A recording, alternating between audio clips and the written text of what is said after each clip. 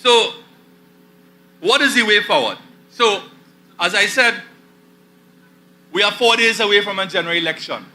The PNM is giving the impression that they alone are some sort of, they are ordained to run this country, that they alone understand the oil and gas sector.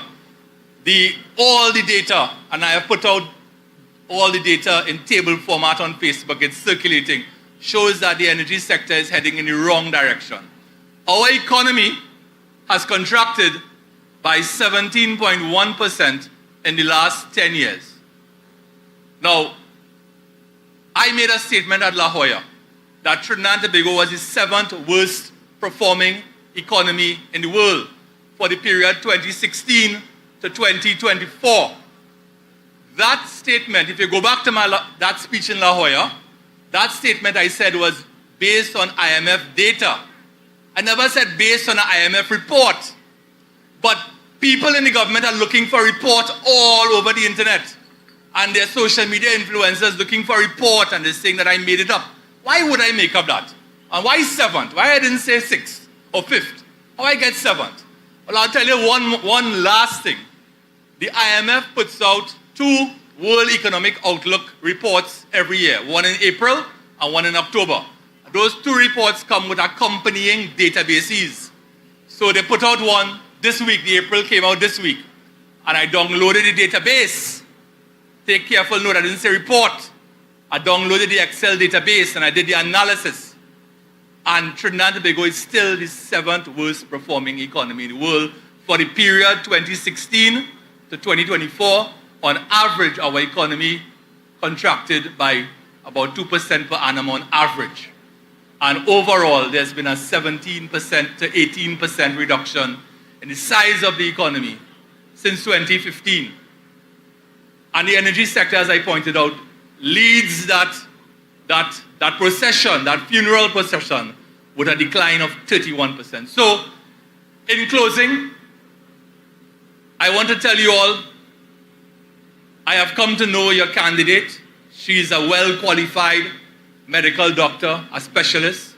She has come forward from her profession to offer herself for national service in a constituency which is deemed, it's a PNM constituency, but it's a constituency which she can do very well with your support, and she can overturn the PNM in 4 days. She has 4 days.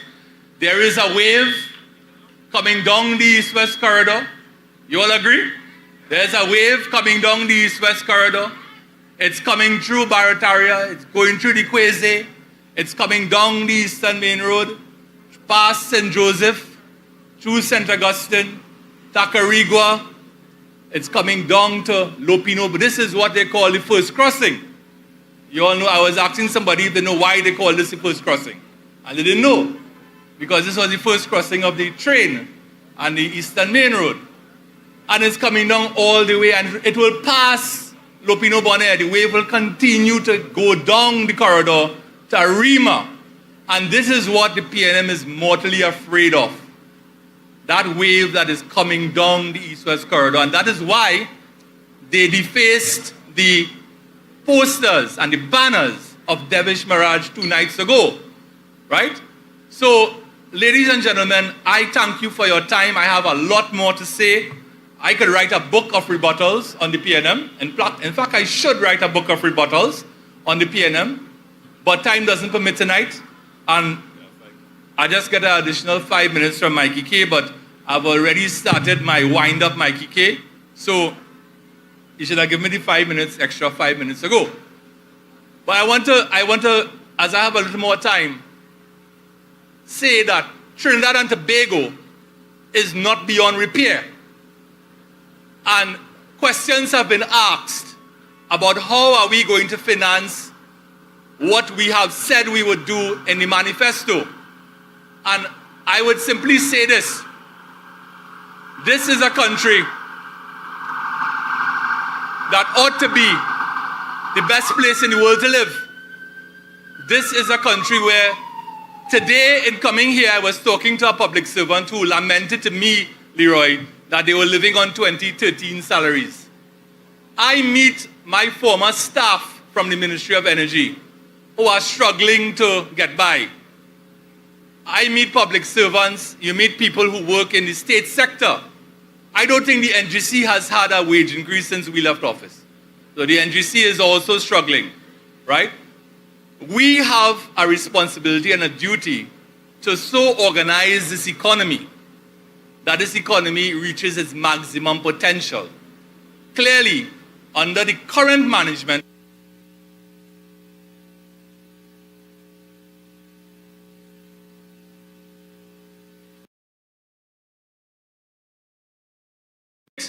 when a bowler gets a lot of licks, the captain pulls off the bowler and sends him to field by the boundary.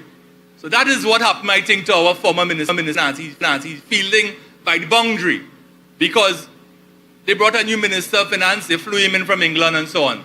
But I want to tell you all tonight that we have the skills, we have the personnel, we have the leader.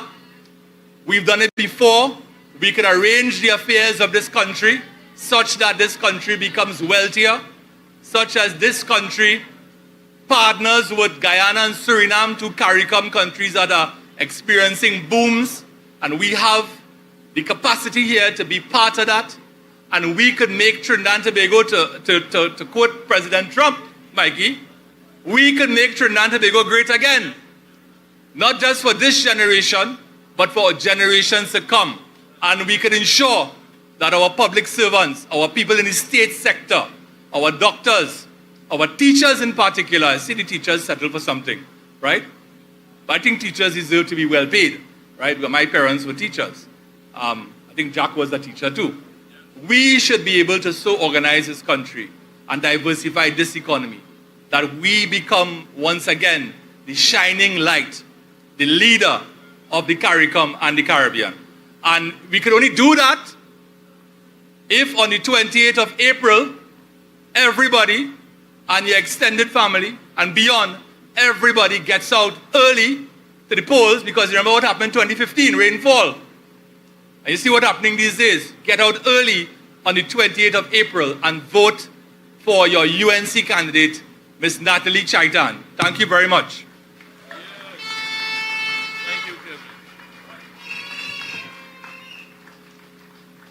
A round of applause again for the former Energy Minister, Kevin Ramnarine.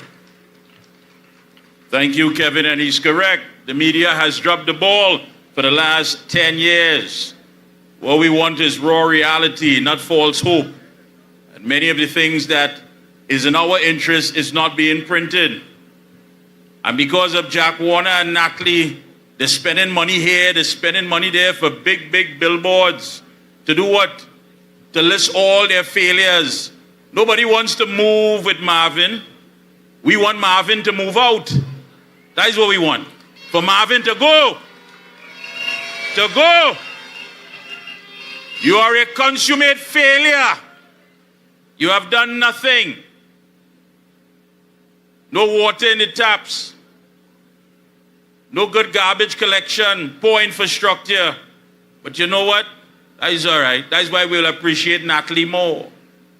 Because we know Natalie cares. We know she loves. And all these people who are talking about, I ain't meet the candidate yet, don't study them. If you know Natalie by now, you will never ever know her. Because the engine room is moving with her every single day in Arouca, Lopinot. Every single day. And Jack Warner is right there by her side. Give the engine room and all the executives of Arouca, Lopinot a round of applause.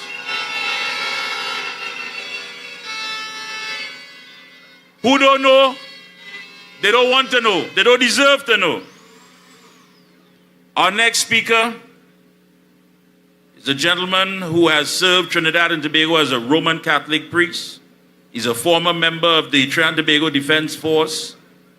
Yes. He's a man, of course, he was a member of parliament and a minister of government. He's here on the right side tonight, doing the right thing, talking the right thing, standing up for the right things. A true patriot. So Arouca, Lopinot, Five Rivers Junction, please put your hands together and let's welcome on stage Dr. Kennedy Swawat Singh. Everybody wins when UNC wins. Trinbago wins. Trinbago wins. Everybody wins. Everybody wins. Honorable Kamala Prasad Bisesa, the next Prime Minister of Trinidad and Tobago. Members of the executives of the United National Congress, Ms. Felicia Thomas, President of the PSA, Mr. Batiste and other members of the PSA. My colleague and brother, Mr. John Jeremy, Mr. Austin Jack Warner, Professor Kojo, and the next Member of Parliament for Arouca Lopinot, Dr. Natalie Chaitan-Maharaj.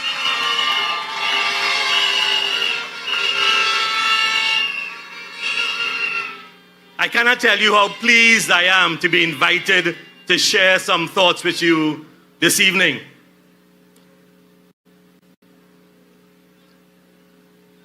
Yesterday, I was fortunate to be with Roger Alexander in Tunapuna and Mr. Devish Maharaj in St. Joseph. And today, we are here with Dr. Chaitan-Maharaj. And one of the things that I can tell you is that you don't elect people to be ministers, you elect people to be members of parliament, to serve your interests, to represent your views, to make your lives better. And one of the things that I am very proud and honored to stand on a UNC platform and proclaim is that the United National Congress, it is full of people who come to serve and not to be served, who come to give and not to receive, who come to love even as you love them in return. So my dear friends, let me implore you to please go out and work hard to make Dr. Chaitan-Maharaj your next Member of Parliament. I don't want to spend too much time. My brother, Kevin, did explain to you a lot of what is going on the other side. You know, my grandmother told me when I was growing up, because I grew up with my grandmother, when you have nothing good, say nothing. But when people only want to let you focus on what took place before they came into office, it means that they have nothing to talk about when they were in office.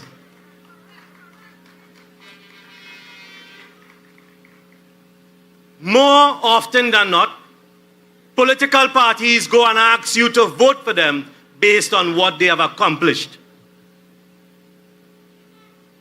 I find it is passing strange that they are asking you to vote for them, not on what they accomplished, but what they still plan to do.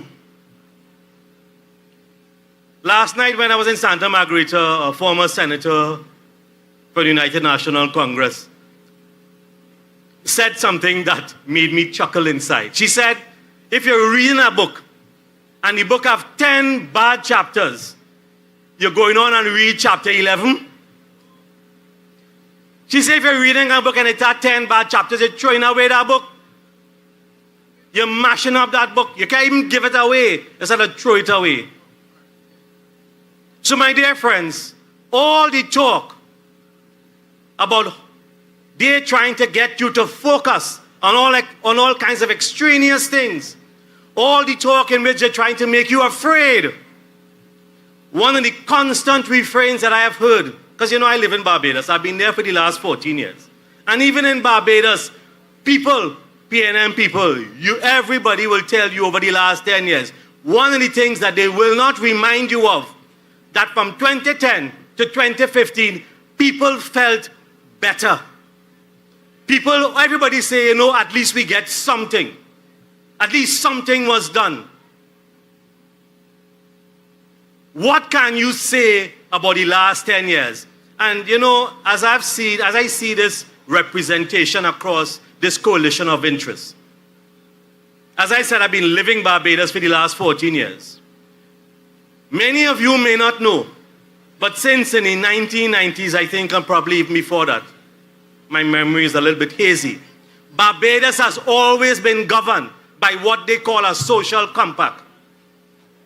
That social compact comprised of labor, government, and civil society. and every major decision, you'll all take my word for it, Google Mia Motley and the Social Compact and you'll see it for yourself. It is all done with labor and civil society around the table. One of the things that have impressed me with Mrs. Prasad Bisesa and the United National Congress is that in this campaign, they are confident enough, not only about what they can do, but on who they are, on the leadership that they bring, to create a big tent where many voices are included in the governance and the governing process for Trinidad and Tobago. It is important, therefore, that one of the distinguishing features that separates the United National Congress from anybody else, it is that they include all your voices, because their intent, their philosophy is to lift the lives of everybody, to make sure that we all benefit, to make sure that no one is left behind, to make sure that people have a living wage, a decent life, a chance to fulfill their dreams, their goals and ambitions. For far too long, the governing philosophy has been how we could make sure and fulfill the ambitions of the few at the expense of the many. And in this coalition, they are determined to make sure that the many are not taken for granted anymore. It is why you have to know, and in fact, there's a biblical saying that says, new wine, new wineskin. But if you put new wine into old skin, it go burst, and all the wine will be wasted. If we want a new day for Trinidad and Tobago, we have to bring new management. People who care, people who want to make a difference, people who want to lift your lives. I remember, and my colleague John Jeremy could bear me out, I sat in a cabinet, and I remember in that cabinet, the Prime Minister saying, the only people to have all these flashy things would be the President, the Prime Minister, and the Chief Justice. I used to walk sometimes from my office on St. Vincent Street up to Whitehall. And I had no problems walking the road. People will give me a little tease every now and then. I stop by the wayside and by the doubles man, I eat my doubles with my Balize tie and I go my way. Since when we are afraid of being among the people, speaking with the people, we have become so far removed, and that is why today politics have this bad connotation. And today I stand on this platform with no hesitation to endorse Dr. Chaitan-Maharaj, because she represents a new vibe coming back where politicians are people of the people, for the people, to serve the people.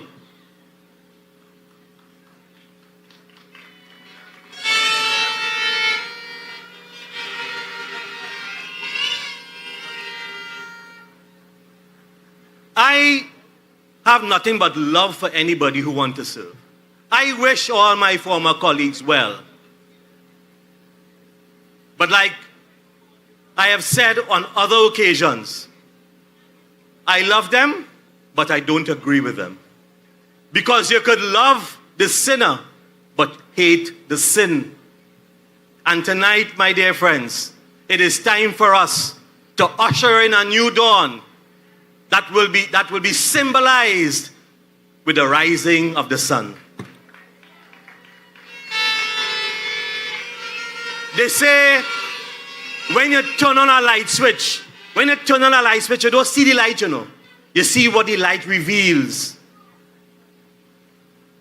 The light of the rising sun have revealed a new opportunity for Trinidad and Tobago. One of economic prosperity through diversification. It is passing strange where people keep telling you, we alone have the ideas. I consider myself an educated man, and I don't have all the ideas.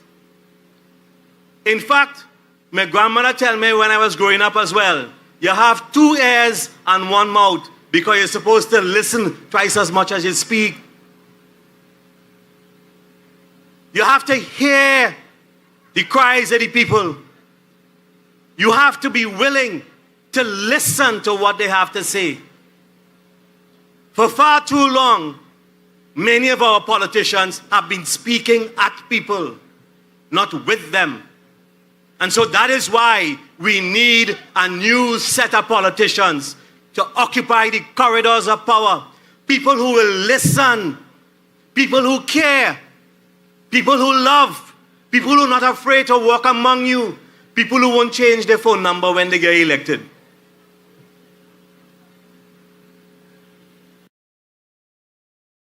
I have had my phone number since cell phones came out. 6789782. I had the same number.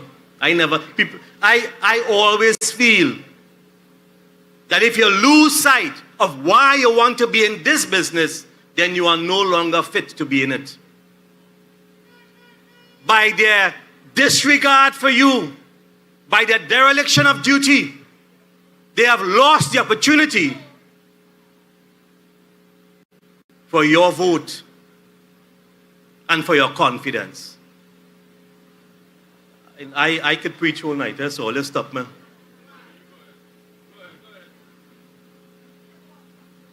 So, my dear friends, let me remind you what is at stake.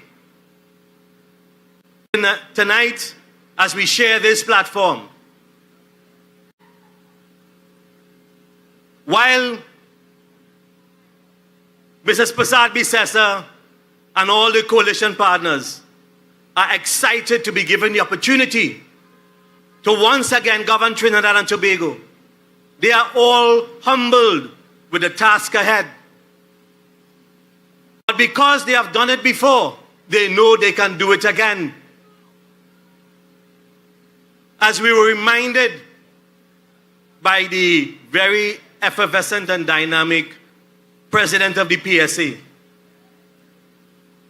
there's so many good things that happened from 2010 to 2015. Over 140 collective agreements settled. There are opportunities ahead for us to face what is coming together. And yes, there are going to be difficult days. But like our motto says, together we aspire and together we will achieve. Let us not be afraid of the task ahead.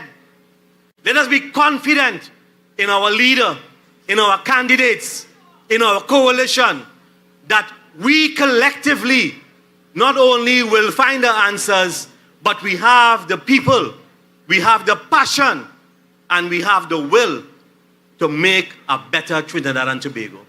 So don't let them frighten you. Don't let them fool you. Don't let them obfuscate. Don't let them blind. You see, as people long ago would tell you, it have none so blind as those who can't see in one eye and blind in the next.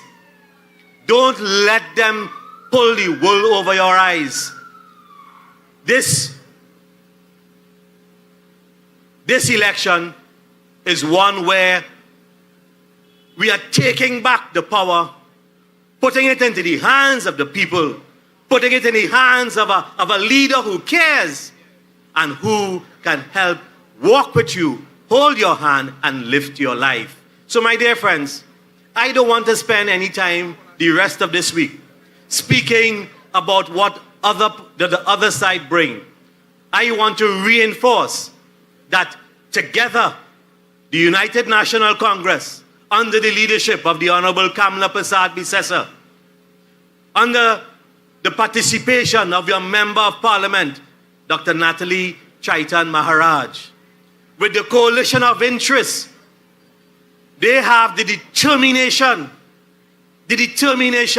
to face the next 5 years with confidence, with vigor, and with compassion to make sure that they can lift all of us, because a rising tide lifts all boats. A rising tide lifts all boats. And let me just say, people ask, Swaraj Singh, why are you on a UNC platform? And I tell them, in my own simple way, people go where they are valued, where they are welcome, they stay where they are valued. This is a party. This is a platform. These are people who value all of us.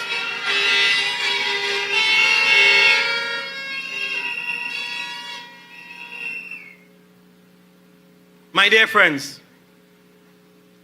I have been privileged in my life. I've been privileged. I have spent over 35 years in service of Trinidad and Tobago in several capacities. I've been major, father, minister, doctor. The only title I want from now on is daddy. I love my family. I look after my family. Me want no more title. I have enough title. I've had enough titles in life. But I have promised my family that in the days I have on this earth left, because I turned 60 last year, my mother has full-blown Alzheimer's. And I like being here because it gives me a chance to go and spend time with my mother. But in the days that I have left, I ask Papa God to bless me with the health and strength to make each step a meaningful step. To make each conversation one that seeks to lift people up.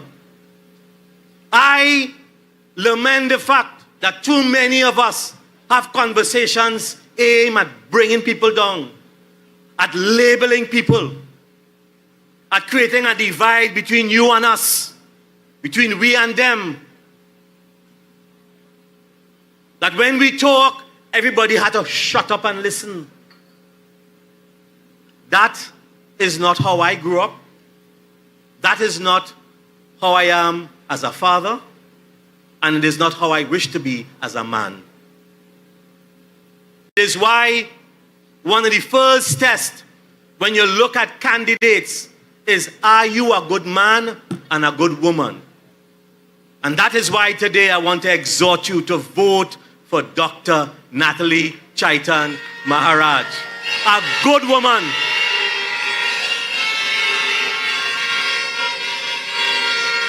That is why you have to vote for Roger Alexander and for Devish Maharaj and for Kamla Prasad Bisesa and for the coalition of interest. Good people.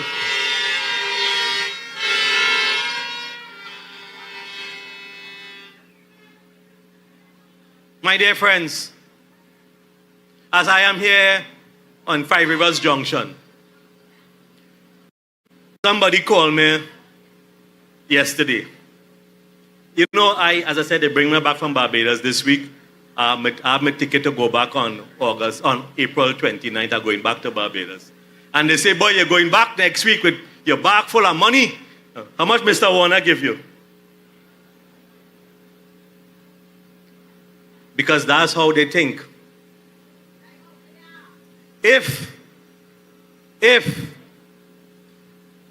and I want to end by saying this, if my integrity could be so easily bought, then they don't know who Kennedy Swaraj Singh is or who John Jeremy is. When we come here of our own free will. We come here without promise, without fear, without favor. We come because we believe that Trinidad and Tobago not only can be better, but must be better. We come here because we want to join the voices of people who want to bring sanity back into the conversation, who want to bring care back into the politics, who want to bring people at the center of all that we do. It is about you, not about me. I always say members of parliament are temporary positions. This is your home. This is your time. And the United National Congress is the party to form the next government with Dr. Chaitan-Maharaj as your next member of parliament. I thank you. Tell your neighbor, tell your friend, now is the time to rise and shine. Tell your mother, tell your father, now is the time to decide. Another round of applause for Kennedy Swatsing. Green Army, UNC family, 4 more days to go. One love, one team, one hope, one dream. Ah, that's right. 5 Rivers Junction is alive. The energy is pumping. 4 more days to go to remove those shackles and live because we want to live better. Our next speaker, but before I introduce her, I have to ask the question. When did the unions become public enemy number 1?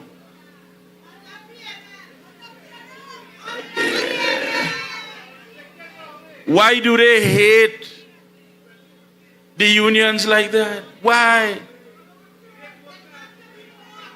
You see, because dictators don't like anyone holding them accountable. They feel they don't need to answer to anyone. Do you as they please. They don't care. As long as it's about benefiting themselves, their friends, their family, and their finances, they can bully their way out of anything.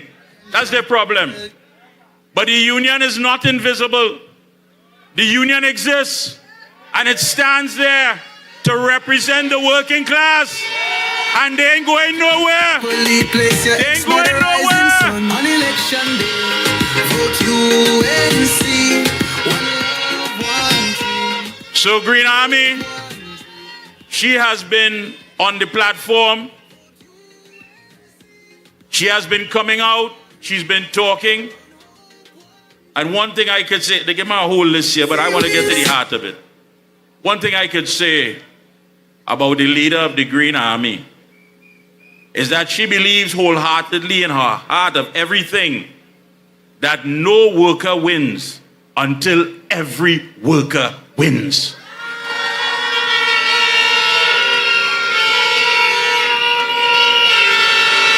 And so for that, Arouca, Lopinot, you have the love. You know how to welcome them. Please stand, Green Army, and welcome your leader, President of the Public Service Association, the PSA, Miss Felicia Thomas. Tell your neighbor, tell your friend, now is the time to rise and shine. Tell your mother, tell your father, now is the time to decide. If you want leaders who can build, place your ex by the rising sun. If you want leaders who can lead properly, place your ex by the rising sun. On election day, vote UNC. One love, one team, one hope, one dream. Good afternoon. Of course, a pleasant good evening to the political leader, Mrs. Kamala Prasad Bisesa, the executive of the UNC, candidate for Lopinot, Dr. Natalie Chaitan,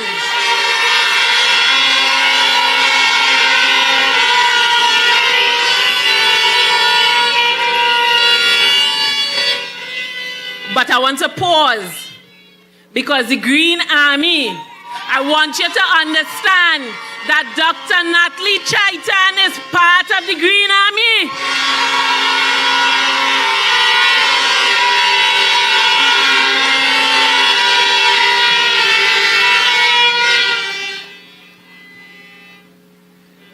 Comrades, I had to come down flat this evening because I had to come in eye level with the man are going and address. Comrades, this is another episode. We are seeing another episode of desperately looking for votes. Desperately looking for votes. That is the episode we are seeing playing out today. Colin called on the membership of the PSA. But when you call on the membership of the PSA, Colin, you just get me.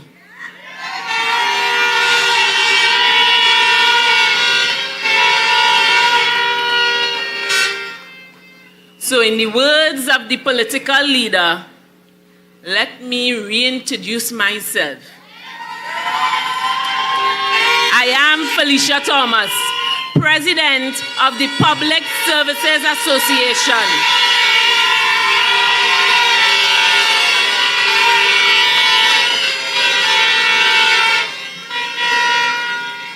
And I want to send a message to Colin tonight. Do not call on my members. We do not want to hear from you.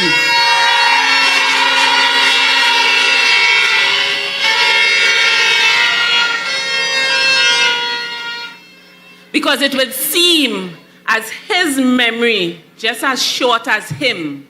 But let me take him down memory lane.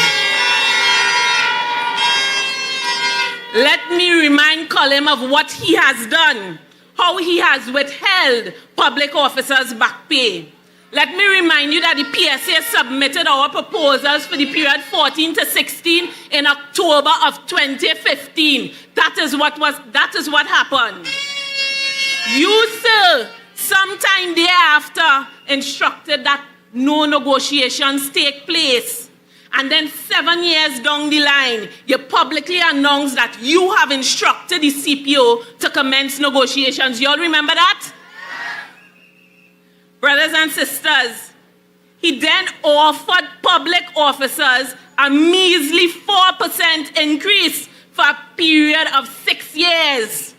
And then you, Colin, you sent it down to the court, down to the special tribunal, not the PSA.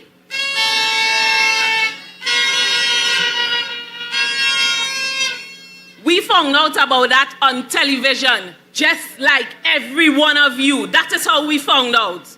The court then attempted to impose a 4% over 10 years, which the PSA resisted. We won that in the court. But you know what you did, Colin?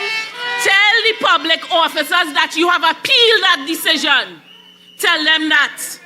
Don't just talk to public officers about back pay, because life extends beyond the back pay. When back pay done is $218 increase they will have to survive on. Tell them that.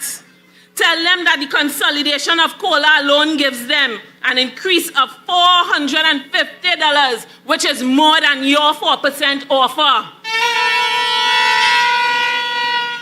Tell them that you are trying to make races out of the masses. Colin said that the PSA is denying public officers their back pay and causing them suffering. Me? PSA? Suffering is when you get paid today and it's done tomorrow. Suffering is when every month you're going home with less and less from the supermarket because prices sky high and your salary low. Suffering is when you're borrowing from your friend this month to pay back the friend you borrowed from last month. Suffering is when your husband, you, and your eldest child put your salaries together and you still can't afford a house in this country.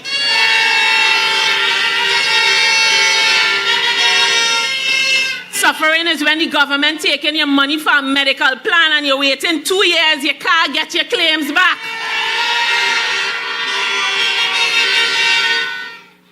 Suffering is when you can't pay your bills and you have to pick and choose which one to pay this month.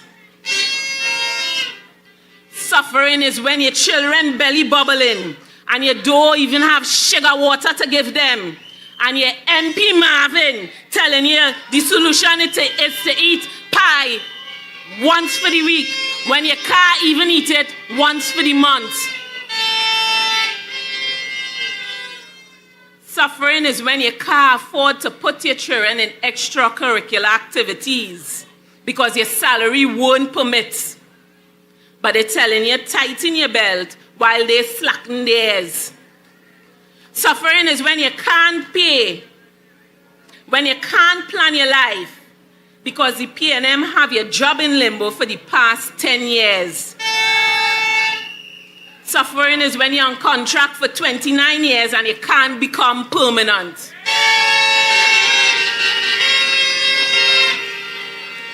And I go in and talk to the retirees because suffering is when you retire and they pay you a pension in a substantive post instead of the post you have worked in for the past 2 years. That is suffering.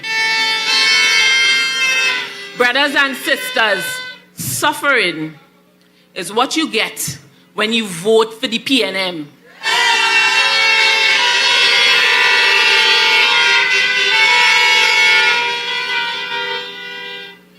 I have said to my membership, and I will say it again, I will remind you tonight, that I have said to you that my membership, you must earn a living wage.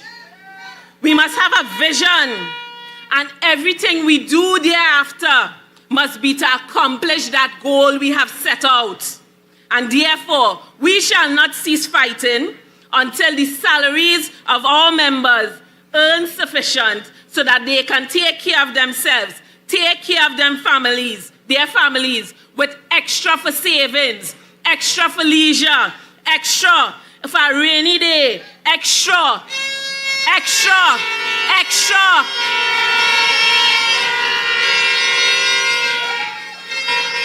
Comrades, and the pathway to that is no less than 10%.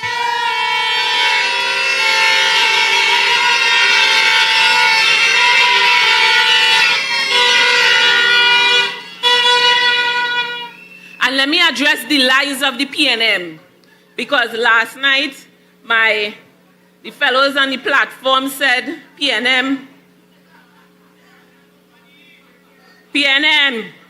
they're quaking.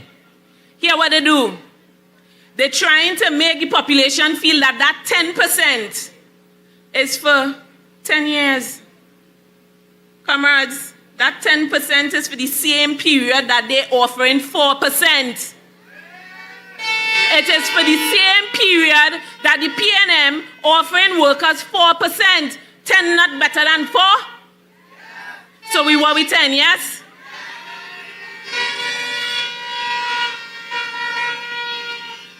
And they have workers asking, not workers, they are people asking, where we going to get the money from?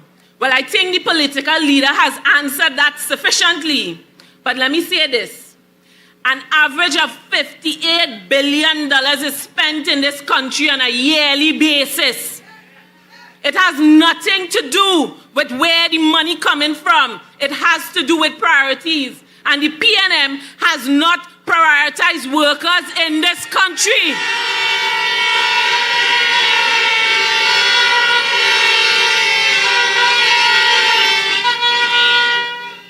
I hear Dan Paul hinting to an increase for pensioners. I thought it didn't have money, Stuarty. Vishnu. I thought it didn't have money. Where that money coming from? But it would seem the only time they don't have money is when we say public officers.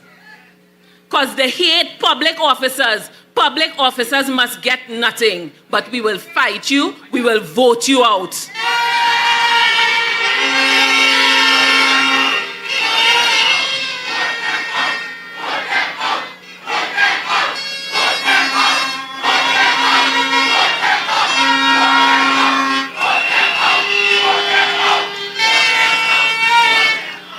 Comrades, I hear Stuart said that this is a new chapter. I say this is a new chapter from the same damn book called The Rich Getting Richer. We don't want no part of that. workers in this country must rise. We must rise like the sun. Because when we emancipate ourselves from P&M mental slavery, tomorrow will be a better day.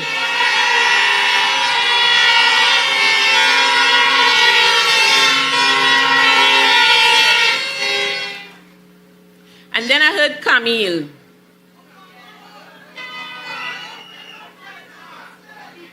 I heard Camille. And she asked, what did the PSA do for workers during COVID? Camille, I want to thank you for reminding me. I want to thank you, Camille, for reminding me. Public officers, workers, do you remember quasi-safe zone? All you remember that? All you remember that they threatened to take your jobs if you didn't take the vaccine? Thank Camille for reminding us.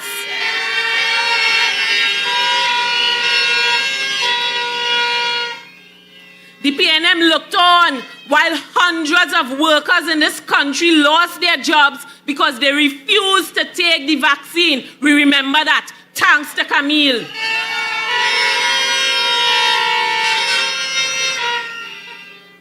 And hear what she didn't know. After workers lose their jobs, you boast about giving out hampers. Why you didn't save the workers and then blast their jobs so you ain't had to give out no hampers?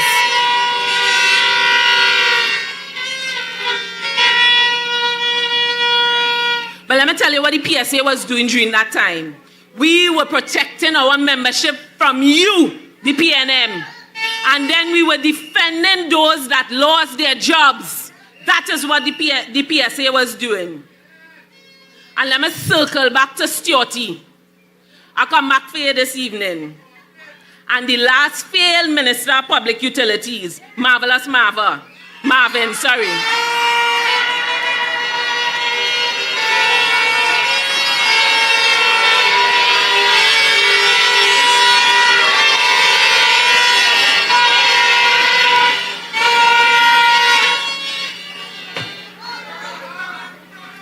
I tell you, Wednesday, don't wash your hands from this cabinet subcommittee report. I bring it tonight.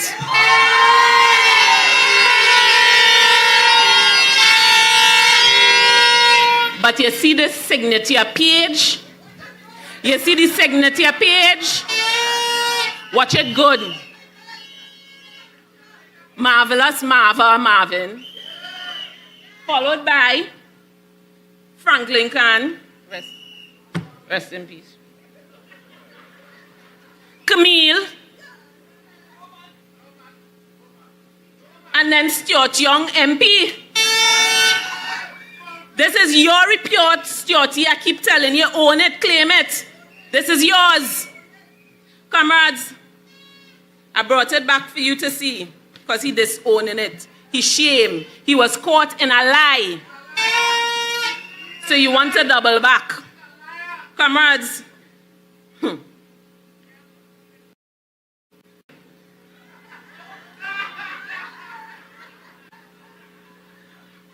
in a letter dated September 11, 2024, titled Transformational Update, the authority informed PSA that it was establishing the top structure of the authority's new business model. All you hear that? Business model. Your cabinet subcommittee report, Stuart, you recommended that same new business model, the one you're disowning, the one you say that all you set aside in the cabinet subcommittee report, you referenced it. The management referenced it in September 2024. But let us remember, Stuart, he was in training all that time, so he may not have known. But I come tonight to tell you, Stuarty. On page 116, bullet point 5, I had to give all you the details, right? 116, bullet point 5, you said that one of the risks to transforming WASA is that the operations knowledge of WASA resides within the workers. And they may not want to share that information with you.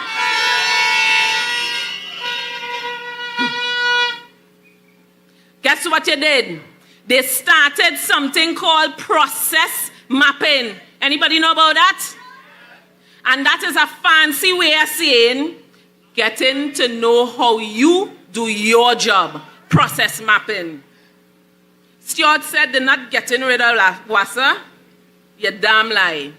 Your report says different. We will not trust you. You will not trust your words because you are the same government that said you are not closing down Petrotrin.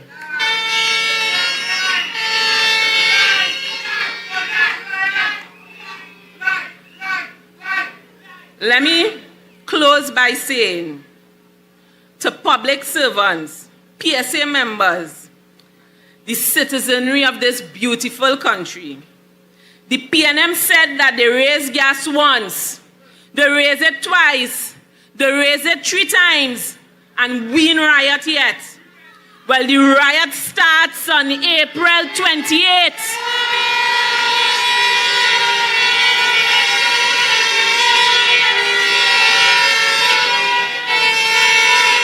They must know that governments that stand against labor must be what? Must be what? Must be what? So on April 28th, what is the only color we know? Yellow is the code. Yellow is the code. Yellow is the code, and we will vote them out. Thank you. Everybody wins. Everybody wins.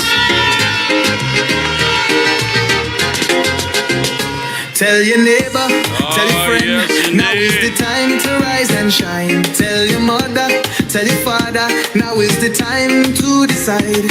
If you want leaders who can build, place your ex by the rising sun. If you want leaders who can lead properly, place your ex by the rising sun. On election day, vote another round of UNC. applause, please. One love, one team. Another round of applause for PSA President Felicia Thomas.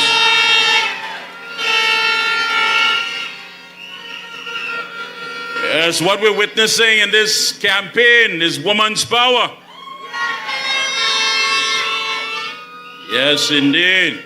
Led by the Honorable Kamala Prasad Bissessa. Our leader has been attacked in so many different circles. She's this, she's that. She ain't strong. Kamala's so strong, she had men losing their social decorum and they out here cussing and going mad. Kamala so strong, she have a man seeing a black van driving up and down in St. Joseph with bullets and rude boy. He don't know the make or model of the vehicle, but he's seen it. That's how strong Kamala is. The PSA has a leader that is standing for workers. And right here in Arouca, Lopinot, we have the next member of parliament, Dr. Natalie Chaitan-Maharaj. Woman's power.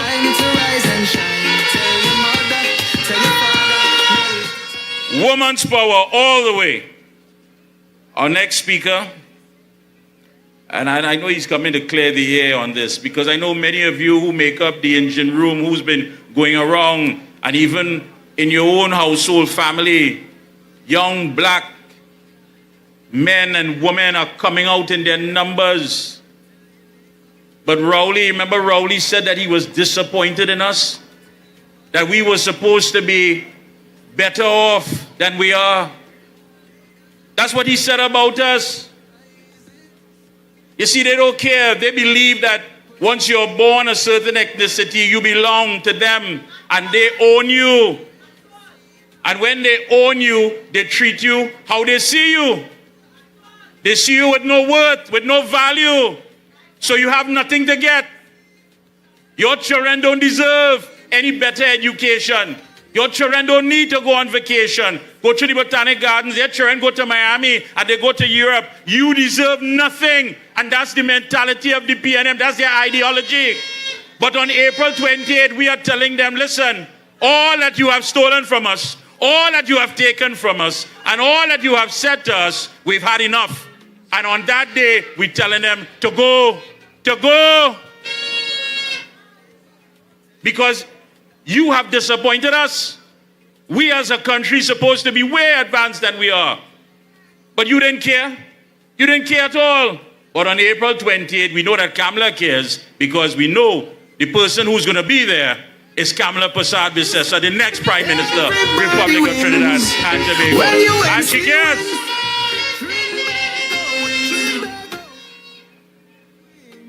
He's going to come. He's going to clear the air on these issues. He has taught at Harvard University, Cornell University, Fordham University, and he's written for many newspapers, including the New York Times, the Boston Globe, the Baltimore Sun, and he's written several books, including The Slave Master of Trinidad, Beyond Boundary. And I hope he's working on that next book. No, not from Mason Hall to Whitehall, from Whitehall to Carrera. I hope they call him so he can help them with that. Please, Arouca, Lopinot, Five Rivers Junction, please put your hands together and welcome Professor Selwyn Kojo.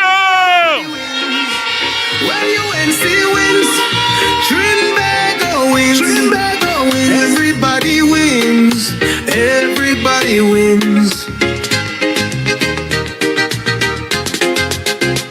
Tell your neighbor, tell your friend, now is the time to rise and shine. Tell your mother, tell your father, now is the time to decide. If you want leaders who can build, place your ex by the rising sun.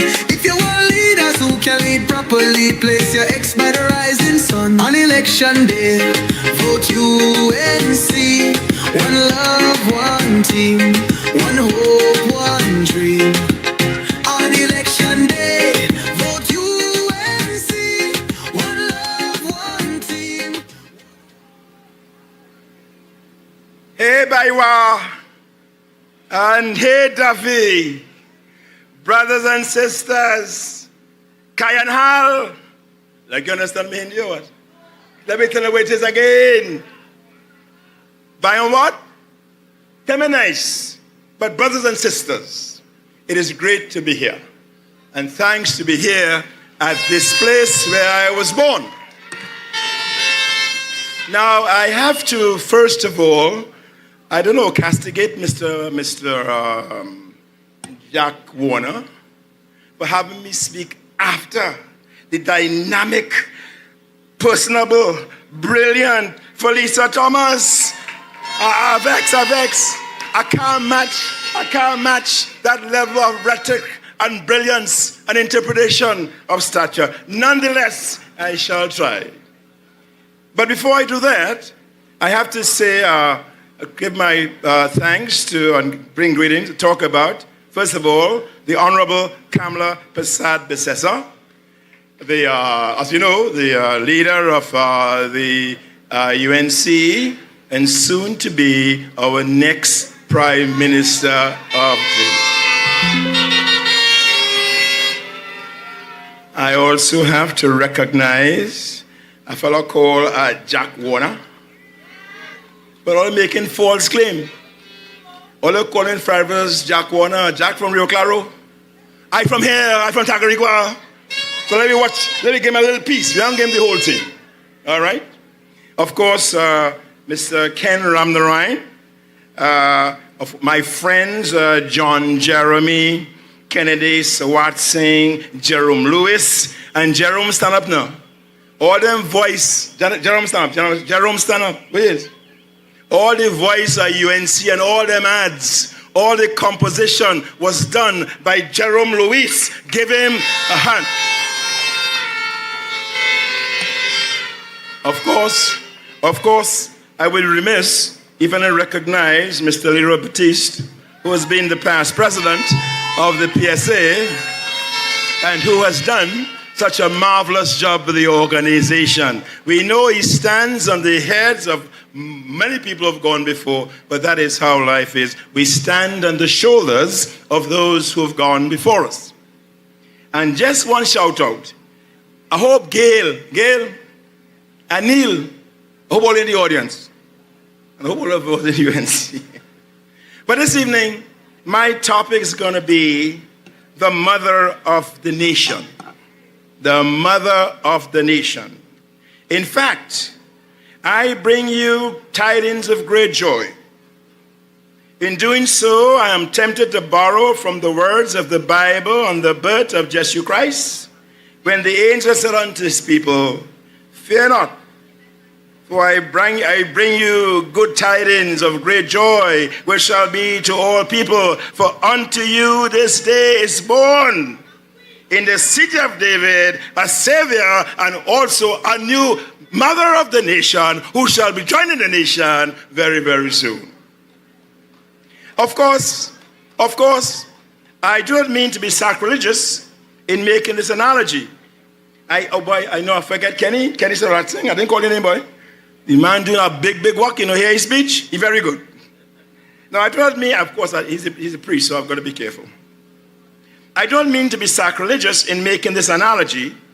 I wish simply to tell you that when you vote for Kamala Prasad Bisesa on April 28th, you will be ushering a new and glorious era in the history of Trinidad and Tobago.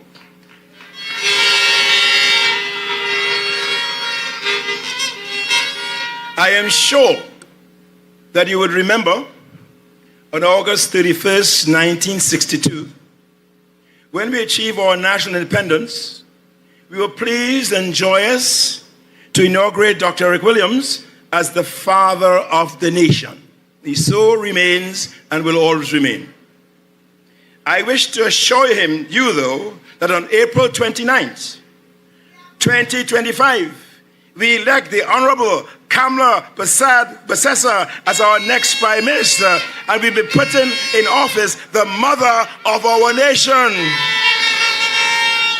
After all, we cannot have a father of a nation without a mother of the nation. So let's welcome her and be sure, let's be sure that you cast your votes and be sure that we inaugurate a new period in our social and political history. And these are the workers. The green what? The green machine? All right. I want to start with Karl Marx. Something called the 18 Brumaire of Louis Bonaparte. And Karl Marx observed and take mention. He says that men make their own history, but do not make it as they please. They do so under circumstances already existing, which is then transmitted from the past. The tradition of all dead generations weigh like a nightmare on the brains of the living. We didn't just get here yesterday. We've been here for a long time. In other words, all political actors are the products of their historical and political past. Our objective must always be to take their work to a higher and more comprehensive level of development. As the Rastas will say, you got to take it higher, to higher heights. And that's our obligation today, to take the work that our forefathers done to higher heights through the election of the UNC and Kamala Prasad Bisesa. Now, I see my labor people very thing, and so it seems to me,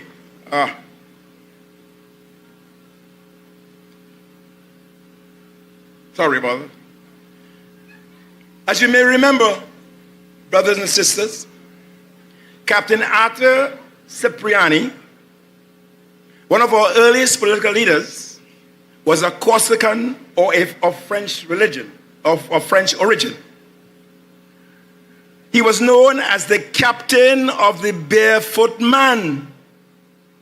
Captain Cipriani fought for an 8-hour day, a minimum wage, and an old age pension. The Old Age Pension Act was introduced into the country on July 1st, 1939. This was Cipriani's major contribution to his society. So that when we see Rowley and Young trying to stop some people from getting the pension, that is wickedness. And understand that. When one man could walk away with $1 million a year and say somebody who's making $3,000 have to have $25,000 in the bank, then you know we have a problem. So we started the labor movement. It's born in 1875, where we struggled to enrich and enhance the life of working people. And the very first act was Captain Cipriani, who passed the Age-Old Pension Act in 1939. In 1939, yes. Cipriani was followed by Grenadian-born Tubal Uriah Butler. Oh, okay, give me the buzz. Uriah Buzz Butler. All right, Sister Love. I like that. Let me get it again. Who together with Adrian Colarenzi fought for the betterment of the working people of this land. In 1937, both African and Indian people rioted to improve their working conditions. While workers in the South and the oil belt were doing their thing, we, the workers in Tagarigua and Orange Grove, were striking in solidarity with the workers of the South. That is, the people from Tagarigua, Densley, Cane Farm, El Dorado, Five Rivers were in solidarity with their brothers in the South and oil to begin to get a better work. That is why it is so important that the oilers come together with the PSA and the working people to begin to demand a new dispensation. That was a time when Indians came together with African people to usher in a new day.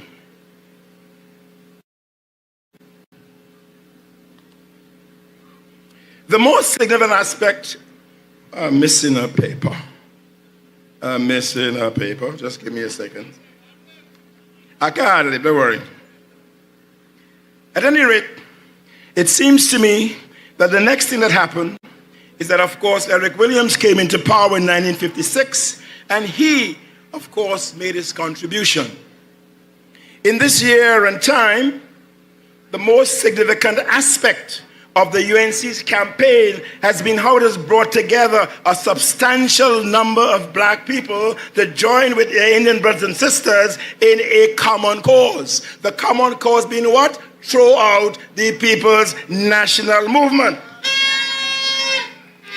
You know, sometimes I hear the chant Williams mantra very glibly. They say, we are not an ordinary party in a narrow sense of the word.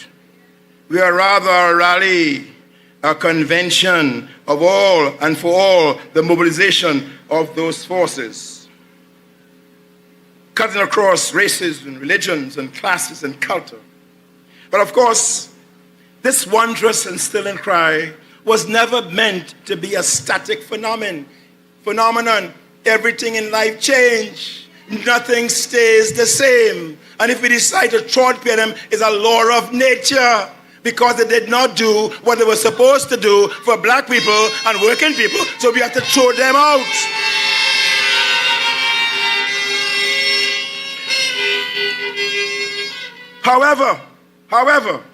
However, it was a necessary precondition for what we must say there. But when Williams came, he came to give dignity to poor black men and the poor black women and the working people. But then he tells us one thing: Massa they done, Sahib they done, and tonight we must say PNM they done.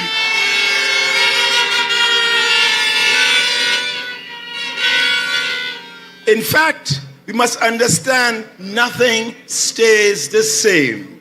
History is process rather than stasis. We have to go forward, and at this point, we know who, in fact, have kept us back and on that trail.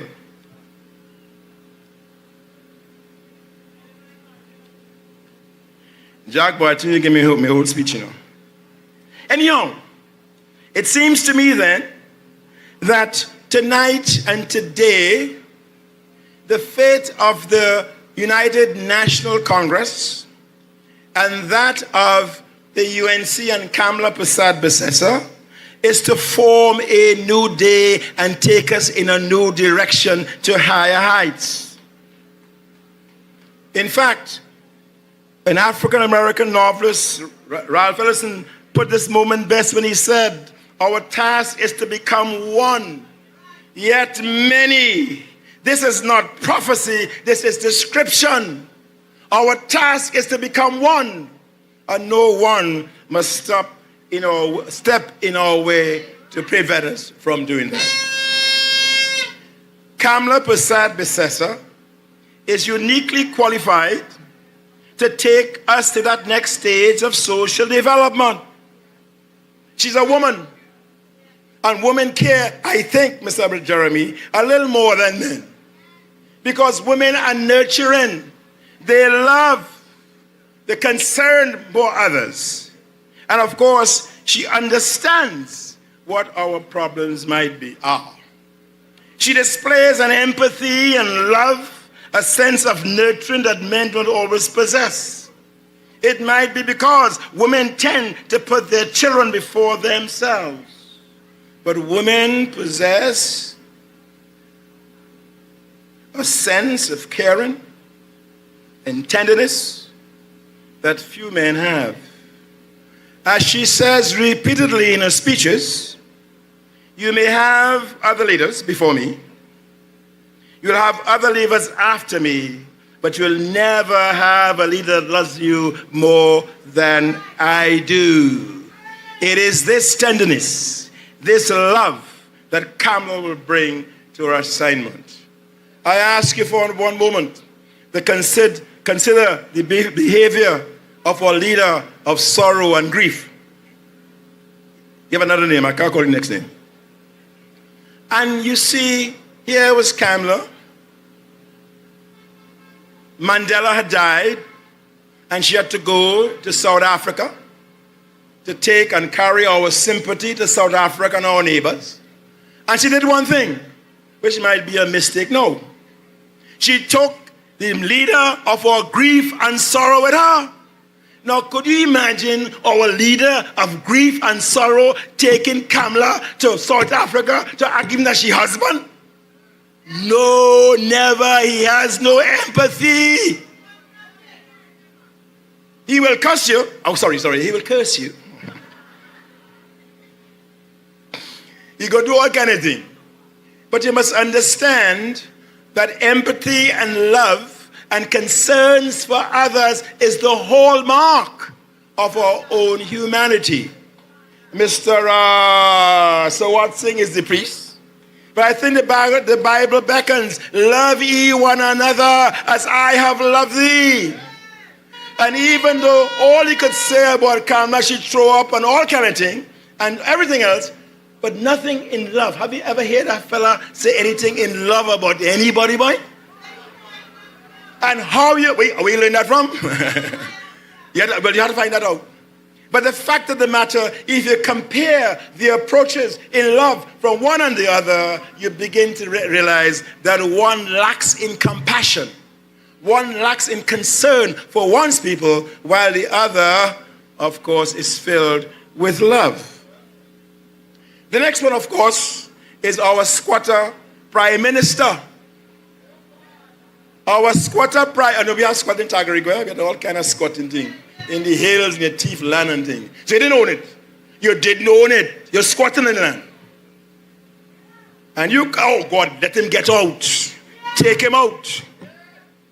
And the fact about squatting is that you have not earned your place in the geography and the society. You are thrust upon us as a squatter, and now we must say, Mr. Prime Minister, we love you so, and all that kind of nonsense, and get the man $1 million after 31 days of service. Well, I hope the next AG look at that law and make some qualifications.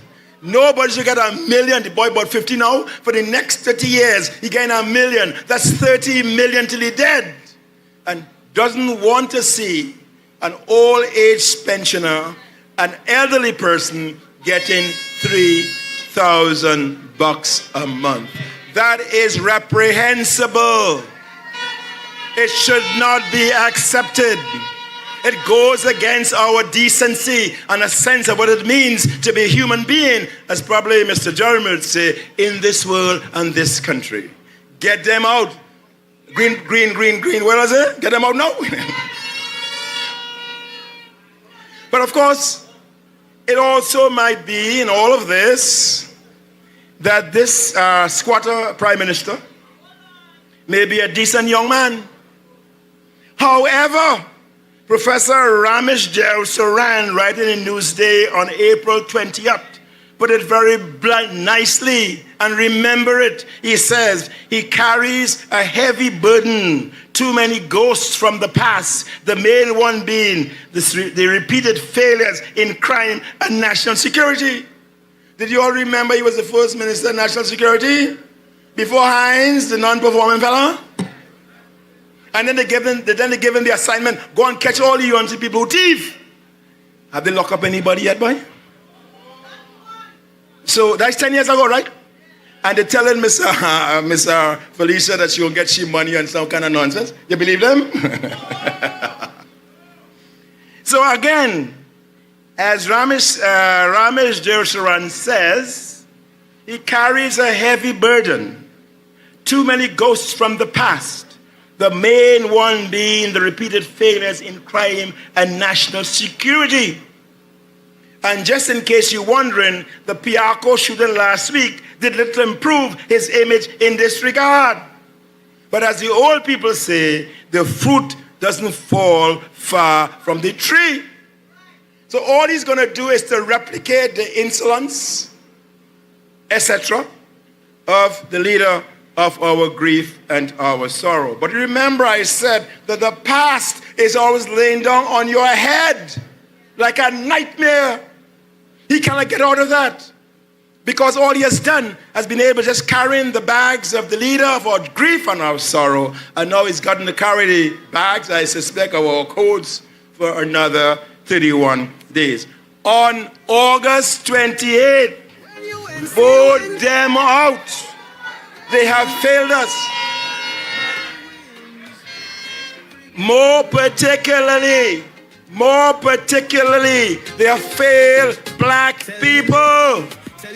Look at the prisons. Look at the unperforming schools. All of them are in the PNM area. All right? Look who are committing the crimes. And we say we like them and we black. Blackness is not in the pigmentation of your skin. It's what's in your mind. And this fella, I don't think. I want to use the kind of like Funon and black skins and white masks and things. I don't want to say all that in. But it tells you that they have no interest and concern for our people. And so therefore, what we must do on election day is to vote them out.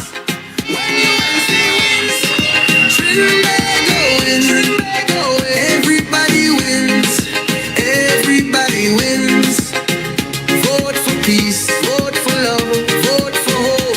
Vote for change. When UNC wins, everybody wins. When UNC wins, Trinbago wins. Everybody wins. There is really no way in which the squatter prime minister can take us into this new sphere of social existence. My argument is we've reached a new sphere of social existence. Cipriani took us one place, Butler took us another place, Williams took us another place, but tonight, the Honorable Kamala Prasad has the burden of taking us to another place because she understands the society and has the care and love for society. In fact, neither his academic nor political education has prepared him for that role. If he could not be trusted to win a PNM election, how could you expect him to carry forward the nation? In fact, leader of our grief, postponed the convention because he knew he couldn't get the votes. And you say, you change up the PNM, one man, one vote. But when the time comes for one man, one vote, you say, no, let's run to our 21 members of parliament. And we go get them, and they vote for 11-9, then they come down here and change the whole thing. But the fact of the matter, that was a complete malfeasance of what it means for democracy. I have argued. The great Eric Williams and the other past people, Renzi, Button, have tried to deepen our democracy, make it more popular for one man, one vote, for people to understand where they're going. But it seems that they could not do that. weren't able to do that, and therefore we must take it in our own hands to say we are at another sphere of development. Some foolish people say development is a circle, it's circular. Development is never circular. Development is spiral. It goes from one level of sublation to another level, to another rung, to another rung. Miss Lady, you talking there, you remember your first kiss? You carry, why you carry? It only happened once. It only happened once. It can't come back again. They're gone. They catch me once. They catch me twice. But at this time, we should take up our arms. And of course, as we say in both times, that that must not happen. There, of course, it seems to me, I will end now, at this stage of our development, we need someone who has the necessary academic, political, and social skills to take us to a new level of development. Someone who shows grace under adversity and a determination to compare, to take us forward. I believe sincerely that Kamla Prasad-Bissessar is ideally suited for this moment of our history. A vote for her and the UNC are the necessary conditions to take us to this new phase of social development. May God bless Kamla with the discernment and the grace to usher in a new phase. How can anyone refuse to be a part of this historic moment? In the years to come, you'll be proud to tell your children, I voted for the UNC. I was part of the great moment of change. I understand them as we understand it now. When UNC wins, everybody wins. And when we inaugurate Kamla on April 28th, we'll of course inaugurate and put into power the mother of our nation. And when Kamla wins, the nation wins, and she takes us to a whole nother level of understanding and sentiments. I thank you, my brothers and sisters.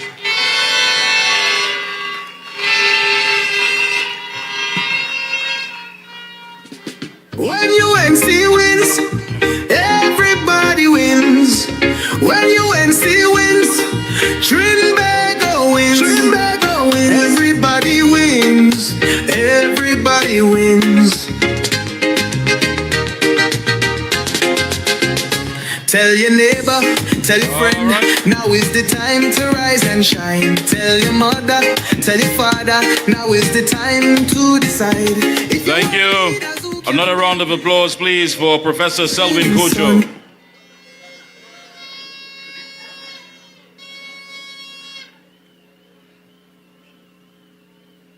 At this time, I would like to read something to you.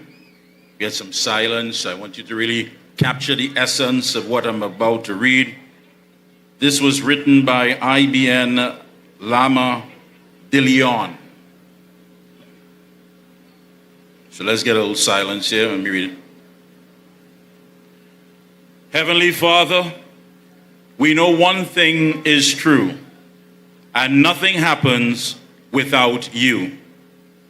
We thank you for showing us that the PNM is great by inspiring Stuart to set the election date. We have always been loyal to our party's mission, but our leaders have lost touch with Eric's vision. Eric never imagined our leader addressing our meeting and boasting about going to Likoto to harm Manning. A darkness has descended over our party and country, but on April 28th, there's hope for liberty. On April 28th, from the darkness, we must run. It is time to face the rising sun. Over the past 10 years, our decisions created our fate. Now, Freedom Day has to be April 28th. Forget the past that was dark, gloomy, and hard. Let us be the change to create a new portrait of Trinidad. Let us change the darkness and the sins. Let us go to a place where everybody wins.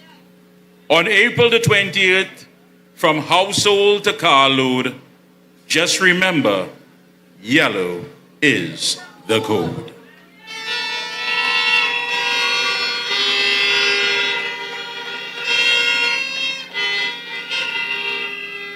Beautiful writing, beautiful writing. So much energy, so much excitement, and so much importance surrounds this election. And right here, of course, in Arouca, Lopinot, so important that the General Secretary of the United National Congress is with us here tonight. Please, a round of applause for Mr. Peter Kanai.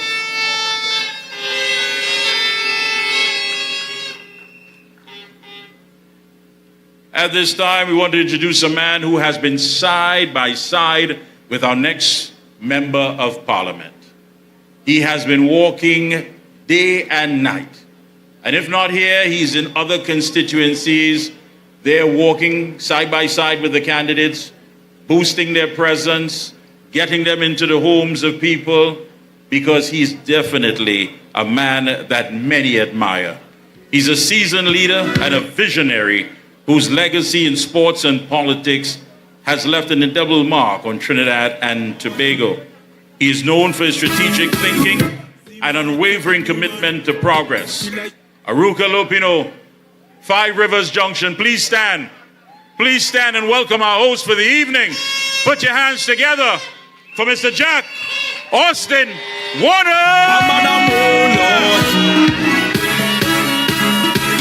See my ex a new man, feel like she new burn. Inside a session, party kicking up hard. She put up, she do one, whining back on the man. They think I gave a damn, they're mad. The day you leave me, the day you leave me, I started to see my way. When you hurt me, I went away. What I thought was a tragedy was a blessing.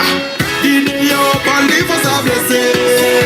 A blessing. I'm feeling so blessed. Oh yes, when you leave was a blessing. Thank you very much. Thank you, Mr. Chairman, MC.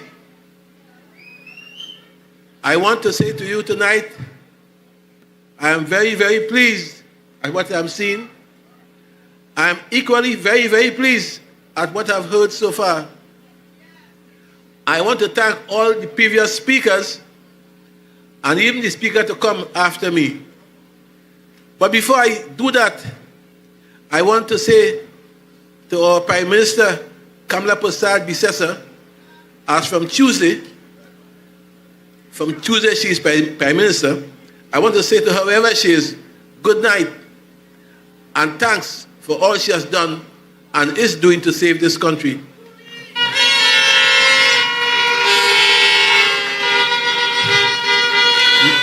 Now, before I came here, a lot of people were telling me what to talk about.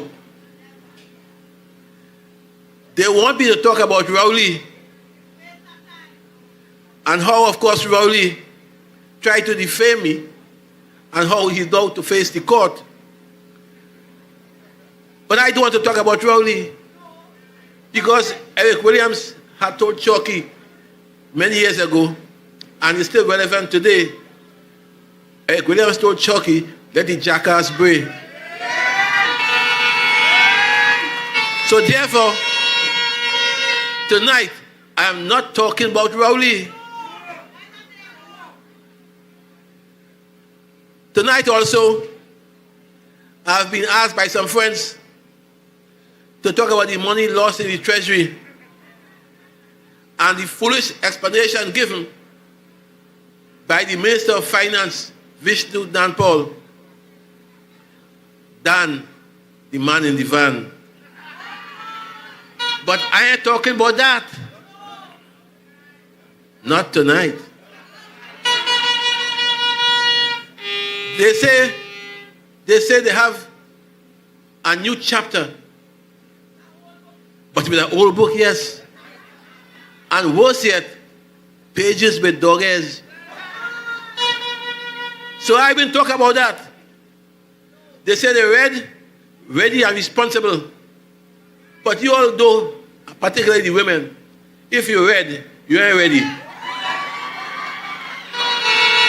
And if you're red and ready, you can't be responsible. They talk also, and they say they are party all in. When I was 18 years old, that was a good thing, all in. But now, a lot of you like me, it means nothing, it means all out. And when all out, people want stoops. So I ain't talking about them. I ain't talking about them.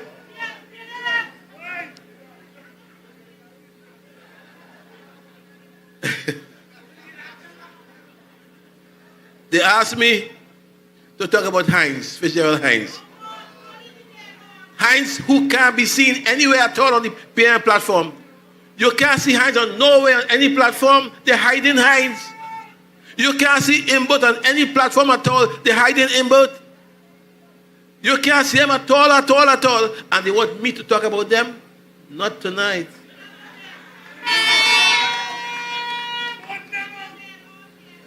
They asked me to talk about the arrogance of the government, about corruption, about the fact that they lie. But I say to them, that will take me whole night. I can't talk about that. And then they say, listen, talk about crime then. And I tell them the same thing. I can't talk about that. I don't have enough time. They asked me to talk about property tax assessment forms, which are now at the TT post. Those forms are out for 2025, property tax. And they have asked TT post not to send them out until after the election. But I ain't talking about that. I ain't talking about that. They are telling TT post, don't let these assessment forms come out. Let them, of course, hold back until after Monday. Because they want to fool you. And while I want to talk about that, and I would be glad to do that, I don't think tonight is the time for that. So therefore, in fact, they even asked me to talk about the roads in the country. They asked me to say how suddenly they find money to fix potholes. And how that is an insult to people. It's an insult. For 5 years, potholes like you're crazy. And the last 5 days, they're fixing potholes. They say I must talk about the lack of water in some communities. They say also too that I must talk how this country and its people have been neglected for the last 10 years. But my friends, even that I ain't talking about. They asked me to talk about Petrotrin. And of course, the fact that it is being now sold to a Nigerian company mere days before an election. Wickedness, wrong. But I ain't talking about that. Not tonight. They asked me to talk about Stuart Young, the OJT Prime Minister, OJT on the job training. My last friend called him a squatter Prime Minister. That made me more appropriate. They asked me to talk about him and the fact that he is guilty of several excesses in the government. They asked me to talk about him and 137 recusals from the cabinet. They want to talk about him and how, of course, he and his family have become rich overnight. But again, I tell you tonight, I ain't talking about that. They asked me to talk about Marvin Gonzalez, and I am making no mistake, Ms. Thomas. I saying Marvin. I didn't know I was stomach. I can't say that. So I say Marvin Gonzalez. Talk about him. The absentee MP from this constituency. The guy who, of course, is arrogance personified. The guy who you would vote for But today, to talk to him, you're talking through the barrel of a gun. He has security in front, security behind. To talk about him and how they vandalized the office of the UNC on Railway Road. Vandalized the office, put along the posters and so on. Jack, talk about that. I'm not talking about that. Not talking about that. So therefore, what am I talking about? I'm talking tonight about some of the things that will take place in this constituency if you elect Dr. Natalie Chaitan-Maharaj. In fact, I wouldn't say if you elect her, when you elect. The first thing you will see is a new brand market in this constituency. You see where the old police station was? That is now abandoned, opposite the gas station. That is where a market will be. Under Natalie Chaitan-Maharaj. Under that MP, you will see a new library in this constituency, where they have brought in over 60,000 persons, young children, no library. They take away laptop, and now they ain't give no library. Natalie will give you your library. You see, for example, they brought in people here, built several homes, nice homes. We traveled throughout the length and breadth of this country, of this constituency. Lovely homes, but not a fire station. Not a fire station. That lady will give you one. She will give you one. In this constituency, youthful unemployment is at its highest. Guys, young guys walking the street listlessly, not knowing what to do as the day comes.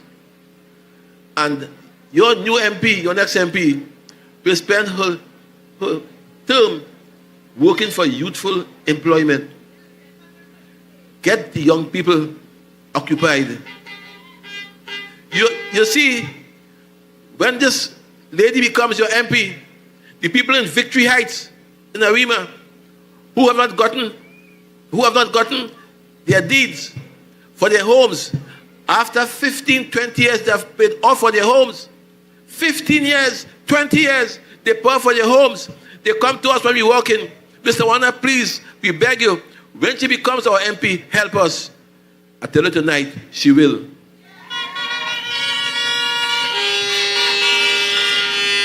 In this constituency, a guy called Stanislaus Huggins has some documents of making Arouca a town. And I told him we shall discuss that after election, when the MP is there to see the good, the bad, and the ugly of his proposals. But it's good. I read them. And he's talking about township and what can be done. And he's saying, of course, that these things must be prioritized. These things are critical issues. I said, Stan Huggins, I hope he's here listening to me tonight. Stan Huggins! Stan Huggins! All right, he absent, sir. Well, I tell you, his document. Oh, look him there, man. Look him there. Right? Stan, your document will be studied by our MP after April 28th. Under this MP, and I call her MP, not that MP, because she has to get used to the term MP. She must only hear Tuesday, or no, she must hear it and get used to the term MP. So this MP, we have discussed it, and she has agreed to form a constituency council, where, of course, you can meet once a month to hear your complaints, to assist her, to tell her your problems, because she doesn't have all the answers, and she doesn't want to come here once every 5 years. You meet her once a month, a council being formed of the elders and plus young people who must meet monthly with her to tell her how best to govern, I want a better word, how best to govern and to rule this constituency. And she has asked me to be her advisor on that council. Boy, I say, quick, I take it quick. I say yes. Yes, I will join you. And the details of that council shall be worked out later, not for tonight. But the fact is, this is the first constituency where you will have a constituency council to advise and to guide the MP, and not the arrogance of your present MP. You wouldn't have that. She has agreed and she knows that she is your servant here to serve you. Moreover,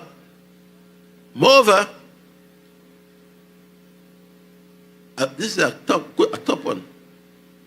A top one. Moreover, she has agreed that as from next year, we shall bring back Arouca Carnival to what it was before.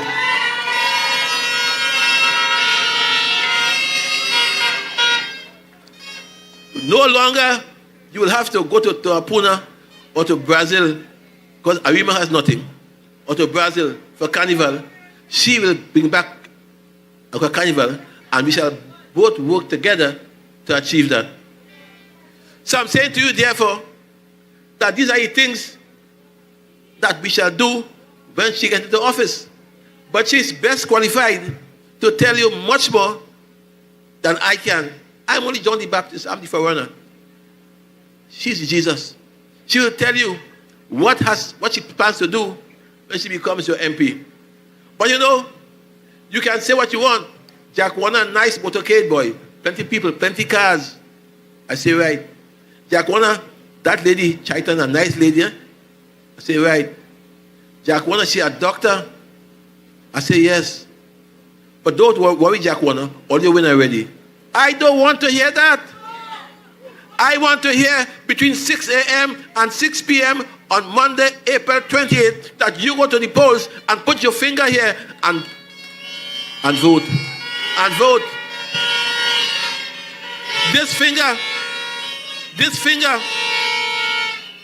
This finger will determine your fate for the next 5 years. Don't play with this finger. The other fingers you can play with, but not this finger. I ain't saying nothing rude, I'm not rude. Not this finger. Because this finger determines your fate. And you can't take a chance. You have to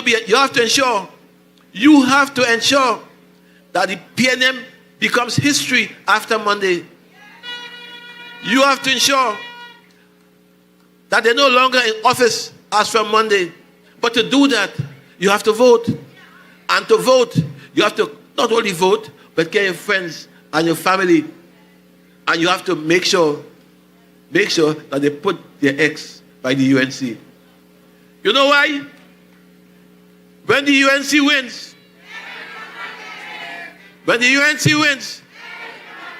Natalie, Chaitan-Maharaj wins. When the UNC wins, Arouca, Lopinot wins. But when the UNC wins, everybody wins. I thank you. She new burn, we inside the session. She put up, she do one. Whining back on the man. They think I gave a damn. You're mad. The day you leave me, I started to see my way. Oh, yeah. When you hurt me, I went away. What I thought was a tragedy was a blessing. The day you up and leave was a blessing. A blessing. Thank you. I'm feeling. A round of applause once again for the man, Jack Warner. Let me also mention we do have a former Attorney General, John Jeremy, here with us tonight. Please stand, Mr. Jeremy.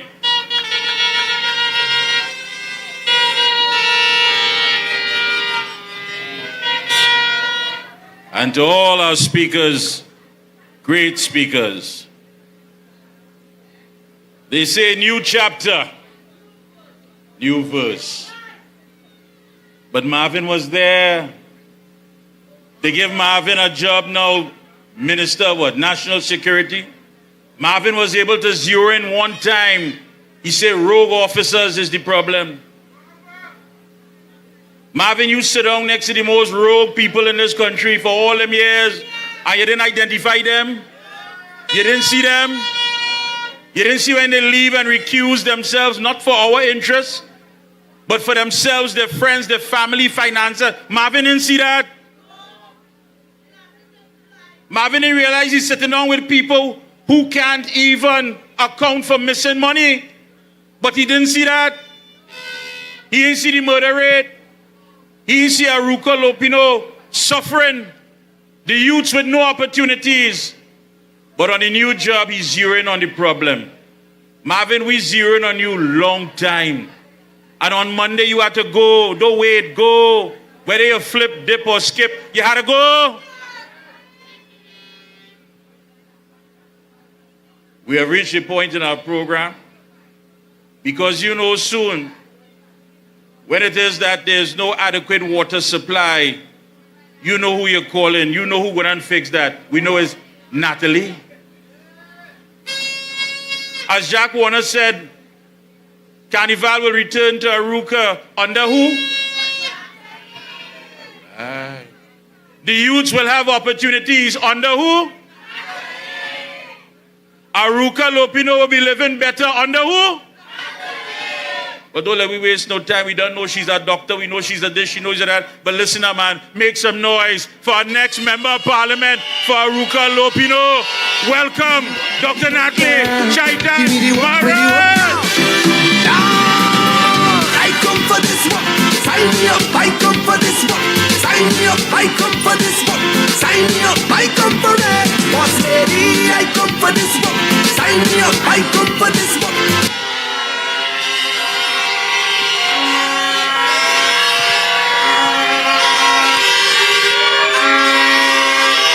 How are you? Yeah. Yeah. Hey. Hallelujah. Give me the walk, with the walk. Give me the walk, with the walk down.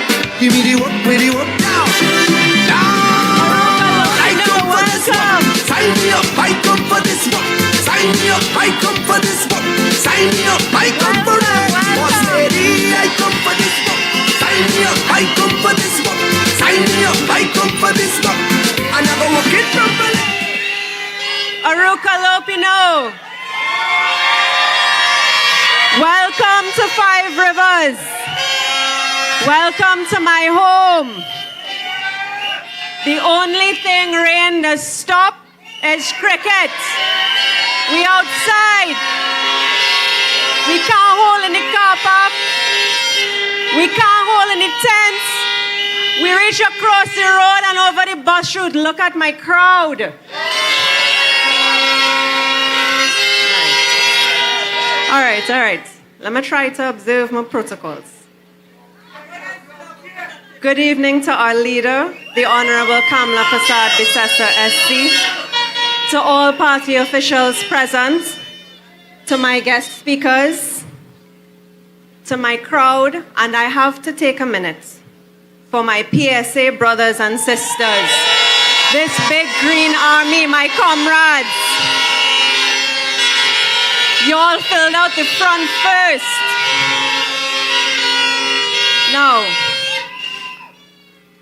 Felicia and I had a little joke the first time I met her. I told her, I am one of yours. I voted for you. She said, really? She's one of mine. She lives here, and she's voting for me. All right. To the meat of the matter. Arouca, Lopinot, you are in danger.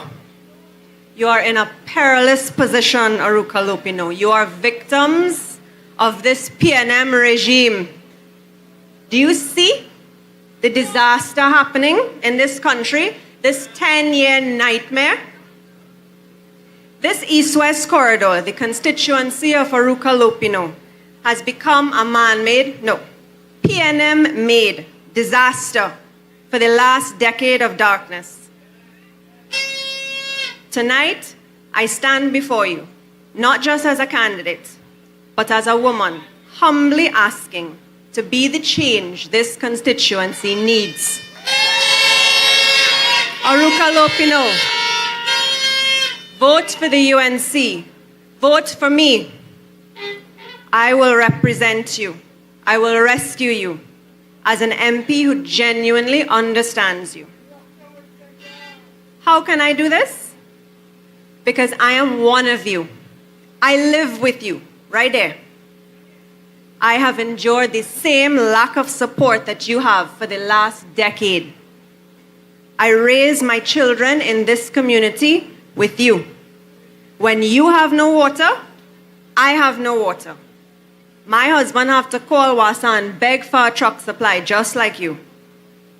When you have no electricity, I have no electricity.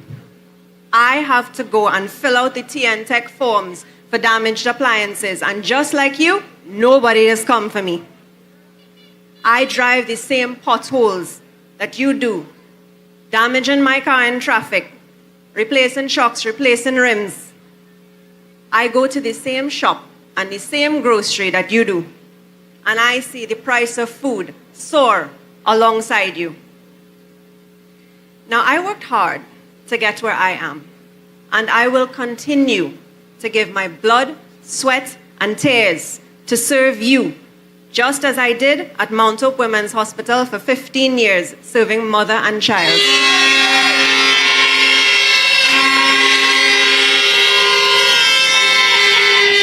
After April 28th, I will continue to work hard as your MP. I will give my all to serve you, my neighbors, to ease your struggle. I will continue to work hard to rescue you, Arouca Lopinot, from the clutches of the PNM. What does Marvin know of your struggles? Has he helped you in the past? On nomination day, he called on you to bury Mr. Warner once and for all. Is that grace and brought-upsy you want your PNM MP to show? An MP who wants to bury elders in the community? That's class? That's compassion? On nomination day, this man called on you to reject what I stand for. Imagine that. Now, I am your neighbor. I am a wife, a mother, a public servant, a woman of God who has toiled and prayed and struggled to make a better life for my children and my family. I stand for family. I stand for raising children in love and kindness. Are these things Marvin and the PNM want you to reject? Family, service to man, and service to God? What do they stand for then? Nepotism? Divisiveness? Look, T minus today done. T minus 3 days. On April 28th, show them who and what you reject. Vote them out. Show them what you stand for. Vote for the UNC.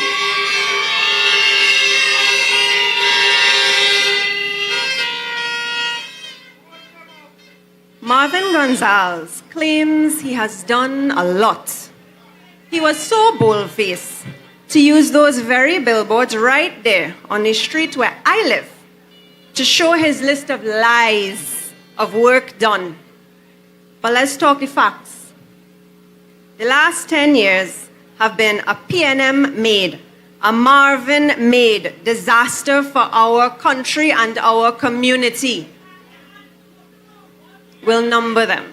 1, as Public Utilities Minister, he was a disaster.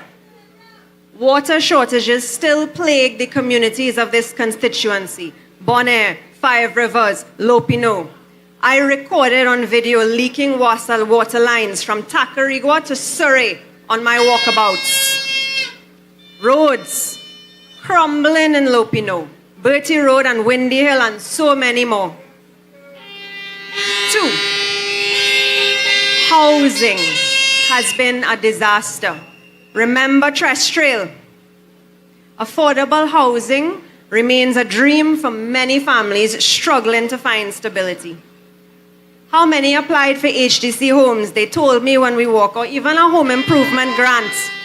I put up videos of people's houses falling apart, roofs coming down, applied for grants for years and years and ignored. Imagine Mr. Warner said, Victory Heights, the woman come out, she tell us she done pay for her HTC house, pay the full amount and can't get a deed. The entire Windy Hill community. Where has their support been? Where is their community center? Health center? Their road? Under the UNC's last administration, health centers were open 24/7. Hundreds of schools were built, and we will do it again. I reach 3. Youth and community development. Boy, more disaster. Now this one hits a nerve for me, because my reason for standing on this platform is my 2 babies, my children, and every other mother and father and family with their children in this country tonight. Our youth, they are talented, ambitious, hopeful, and willing. They're left without jobs or training or opportunities. The PNM have had education, training, and funding programs slashed and cut and discontinued at every turn. Marvin boasted of this ministry and that ministry, all with policies to help our youth. But then, didn't Stuart Young come up with a ministry of efficiency? Coming up with an idea like that shows their policies make no sense. That is disaster. We reach 4. Cultural and sports amenities. Boy, that's the biggest disaster. Take Carnival. Carnival, which should unite and empower our communities and our countries. Marvin left it underfunded and sidelined, left it to die. He wants to bury our Jack Warner, just like he buried the Arouca Carnival that Mr. Warner started. They have no care for Carnival or for culture. They have no care for the rich heritage and culture of this constituency.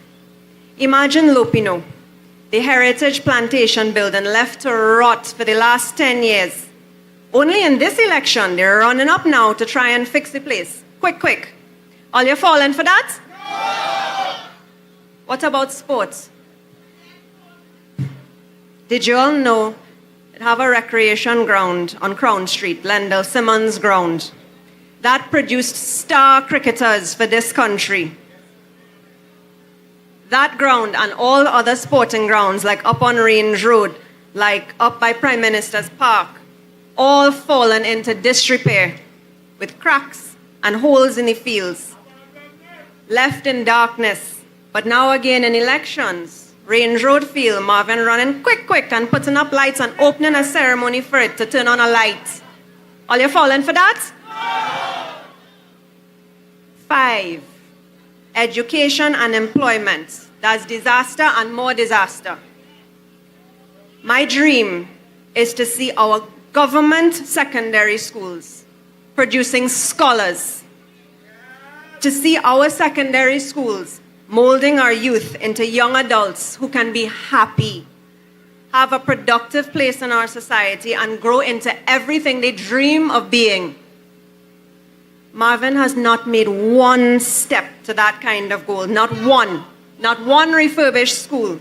Not one new youth or education initiative.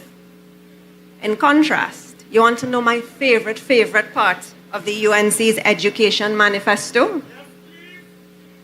It's the technical and vocational education part, where there is a policy for children and youths who are just not meant for maths and English.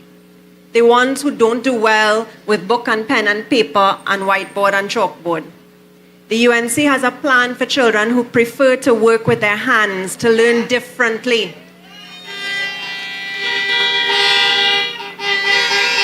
For children who don't aspire to be doctors and lawyers. Because boy, even with this PNM, a doctor can't get a walk. A technical and vocational university will open jobs for youths. It will give them a foundation to stand on. They will become the people that none of us can live without. They will become the electricians, the plumbers, the masons, the mechanics, the chefs, the agriculturalists, the EMTs, the oil and field gas workers, and the list goes on. They will find jobs in the manufacturing hub planned for the East-West Corridor.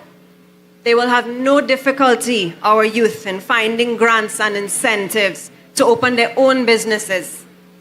This is my plan. This is the UNC's plan to rescue our children and our youth from this disaster that the PNM has brought upon them. 6, this is my last count and my favorite too. Healthcare has gone from bad to worse to disaster under the PNM. I have seen the downward spiral in the public sector. I have seen patients die during COVID. I have seen patients wait for hours in emergency rooms, for months for appointments in clinics or for surgery. I have seen mothers die. I have seen babies die. I have seen the pain and the suffering of families left to grieve for a lifetime. I have seen horrors that keep me awake at night in this public healthcare system under the PNM. I have read the UNC's health manifesto, and having been a worker with my boots on the ground in that system for the last 15 years, I can see how every point in this manifesto can be applied to fix this PNM disaster of a healthcare system, to eradicate the disease festering there and fix it from the inside out. Now, I've been going on and on about this disastrous nightmare that the PNM have us living in, and it's a bit gloomy. So instead of going on about the nightmare, let me lighten it up a little bit. Let me tell you about a dream I have. Let me tell you about a dream I have for the future. In my dream, there is a young woman from right here in Five Rivers. She finds out that she's pregnant with her first child on the 29th of April, right after the UNC has won the election. Now, it's a surprise pregnancy, but she goes on and gives birth to a beautiful daughter at the end of the year. She names her Hope. What kind of life do you think Hope will have under the UNC government? Let me tell you. A UNC baby grant will be given to help baby Hope. A new UNC ECC center will shape young Hope. Screening in primary school will identify her vocational preferences. She likes to work with her hands. A new UNC HTC house will be given to Hope and her mommy.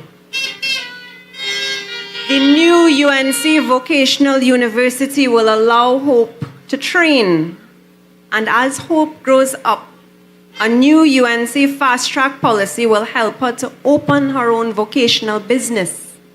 A new UNC Forex policy and removed online taxes will help Hope to buy online and sustain her business. Look how nice she's turning out. Hope will be able to do all of these things in life, work and recreation, with no fear for safety or self. That kind of fear is only in stories of the disastrous PNM past told by her mother. All because of the UNC's policies tackling crime that made her country safe and secure. When Hope finally reaches retirement, she enjoys her time with family in her untaxed home, with her untaxed pension. When she does not have to seek medical care when she's sick, the doctors come to her in the comfort of her home. She lives peacefully in her retirement. It's a nice dream, isn't it? The UNC's manifestos and plans will make life better for all of us at every stage in life, man, woman, and child. Now, I've told you about the real disastrous nightmare we live in now, and I've told you about the future that I dream about. Tonight, I tell you, the UNC can rescue you and end this disastrous nightmare. The UNC can make my dream for a little girl from Arouca, Lopinot come true. Our UNC manifesto can and will be fulfilled. Not them paying them people 25%. We will do it all. Our track record shows we have done it before and we will do it again.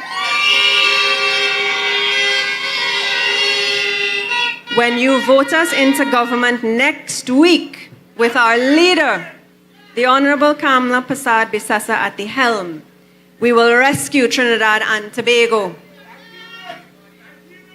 Now, hear me clear on this part, this is important. I have never depended on anyone to get the job done for me. I have saved lives and delivered babies with my own 2 hands for 15 years. My whole life, I have been stubbornly independent, not wanting to depend on anyone. But on April 25th, the final step in this hard battle, 28th, sorry, I can't do this with my 2 hands. The final battle will be put into your hands, my neighbors of Arouca, Lopinot. I will have to depend on each and every one of you. You will ultimately have to be the ones to allow me to rescue us from this PNM disaster. Only when you vote them out, only when you vote for the UNC, can the dreams come true. I thank you. I thank you in advance for your support and your vote on Election Day. I thank you all for your outpouring of love and support that you have shown me throughout this campaign. I thank my entire campaign team.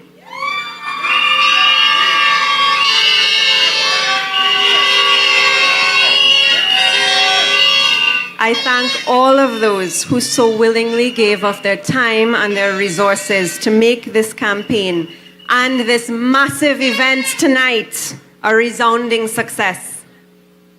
My humble gratitude and God's blessings to you all. Arouca Lopinot, in just 72 hours on April 28th from 6 a.m., I say to you, go to the polls and vote them out. Vote the UNC. Vote early.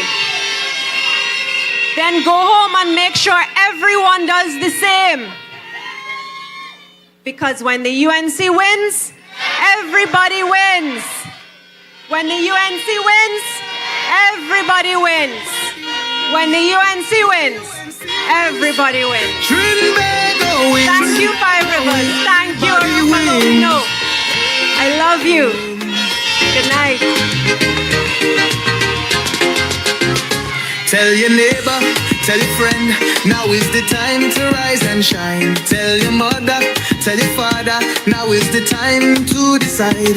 If you want leaders who can build, place your ex by the rising sun. If you want leaders who can lead properly, place your ex by the rising sun. On election day, vote UNC. One love, one team, one hope, one Thank you, dream. DJ. On election day. Oh, yes, we need another round of applause for your next member of parliament for Arouca Lopinot, Dr. Natalie Chaitan-Maharaj. At this time, we ask you to wait around as we've got some entertainment for you. Homegrown right here from Arouca Lopinot. People, please put your hands together and welcome on stage a big performer, the man himself, Smokey.